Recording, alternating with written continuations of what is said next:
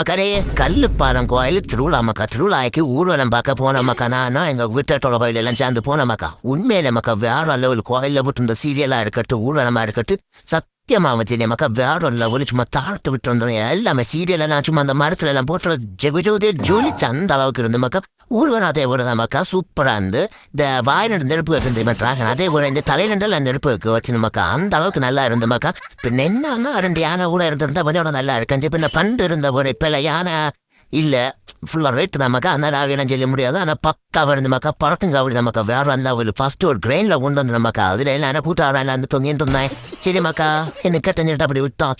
அதுக்கப்புறம் பேக்ல இருந்து அதில் டிம்போ எல்லாம் வந்து மக்கா எல்லாத்துலேயும் நம்ம தெரிஞ்ச போயில அங்கங்கே தூங்கிட்டு இருந்தா நமக்கா. ஆனால் உண்மையிலே மக்கா சூப்பராக இருந்து மக்கா. அப்படி பறக்குங்க அப்படி ஏகப்பட்ட இருந்து மக்கா. எத்தனையோ பறக்குங்க அப்படி இருந்து என்ன முடியாத மக்கா. வீடியோவில் போட்டிருப்பேன் நீங்களே பார்த்து இருந்தீங்கன்னா.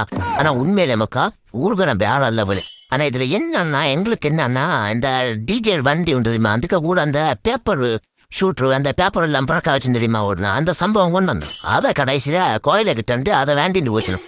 கடைசியில் ஏன் வேண்டின்னு போச்சுன்னு கேட்டது வந்துடுச்சுன்னா ரோடு அசுத்தாகுமா. அதனால ரோடு இந்த மாதிரி இது பண்ணப்படாது பேப்பர் இதெல்லாம் போடப்படாது ரோடு அசுத்தாகும். அப்போ எங்களுக்கு என்ன தோணுதுன்னா ரோடு குண்டும் குழியமாக கிடக்கு. அதில் கல் சல்லி மணல் எல்லாம் வந்து கிடக்கும். மழை பெஞ்சா எல்லாம் துளியாகும். அது அப்போ அசுத்தமாக இருக்காதா. இந்த பேப்பர் குழியங்காலியா எல்லாம் அசுத்தாகும். சரிம்மாக்கா பின்ன தானே சென்னா நம்மள மேலே குத்தாங்க கூட அந்த இதோன்னு செல்லல. ஆனால் பின்ன என்னன்னா ஊரில் நம்ம உண்மையிலே நமக்கு சூப்பராக இருந்து நம்ம பயில மேலே என்ன அடிச்சுட்டு வந்தானோ எல்லாம் நம்ம பயிலோ தான் எல்லாம் தெரிஞ்சவனோ தான்.